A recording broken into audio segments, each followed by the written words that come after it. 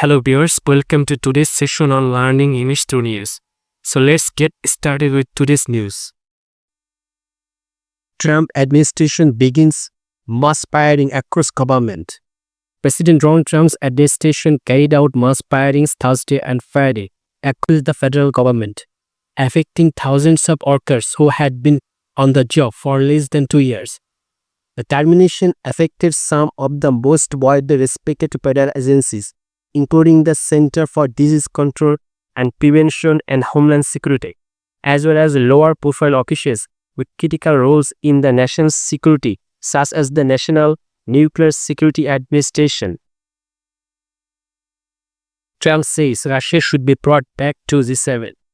US President Donald Trump on Thursday said he would love to have Russia return to the group of 7 nations, saying it was a mistake for Moscow to be expelled.